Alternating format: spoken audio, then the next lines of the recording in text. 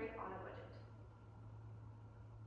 Okay, so for me, as you can see from this graphic right here, which is from a source from Austin Allison, who is a tech entrepreneur and the CEO of Picasso, which is a research-based source that is purely online.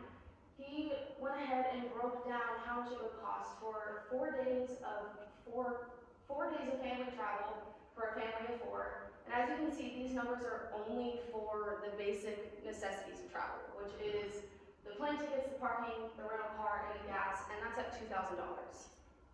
Next slide. And then you can see right here the 61% of people who are worried about going on vacation because they're worried about spending too much money. And as you can see from that before slide, those two already connect just by trying to get to where you want to go. So that leads us into our first main point, which is planning early.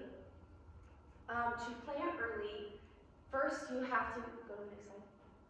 To plan early, you have to first review your budget. You have to know how much money you have. You have to be mindful of what you want and what you need and how that fits into your budget.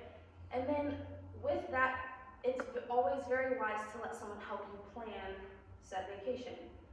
And from this quote from Elena Geller, who is a writer and a certified public accountant and has been awarded multiple degrees from the London School of Economics and the Fordham University, she says, a travel agent is generally marginal when it comes to cost. And with a few keystrokes, you can find cheap travel deals on the web, but a travel agent can do that and more. And that leads us on to our second point, which is booking in advance. Booking last minute can actually be much more expensive. And I know this from my source of, I don't know exactly how to say his name, but Rajiv Jir. He's a graduate from New York with a bachelor's in journalism in English. He says plane tickets usually don't get cheaper closer to the departure date, and said flights tend to be the most expensive when you book between 4 months and 3 weeks before your departure date. And then this quote right here from AirHelp, which is an organization partnered with APRA, which is the Association of Passenger Rights and Advocates. The quote says, according to Chief Air's annual airfare study, the price of a flight changes on average every 4.5 days, and each averages about $33, and that goes up or down. Now, if you look to the second point, it is just very obvious that booking last minute can be extremely stressful. The website can be down, you can forget, and then a hotel can book up, and all of those things can then force you to ruin all the planning that you just put into it by not allowing you to even go on your vacation. And lastly, it gives you a lot of time to think whenever you book ahead of time. Whenever you're thinking about where you're going to go on vacation next year, that gives you almost a whole year to sit and think about the things that you actually want and that you think are a necessity for your vacation.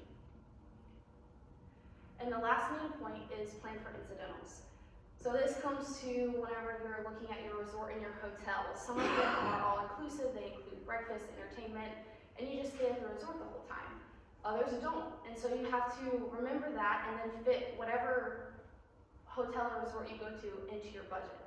Another thing that you have to think about whenever you are budgeting for a vacation is that gratuity is not included. Whenever you are going to a resort, or say if you go on a cruise, your payment that you pay to go on that cruise does not pay the staff and gratuitize the staff for the work that they are doing every single day. And so just know your budget, know your necessities for a vacation, and know your financial means.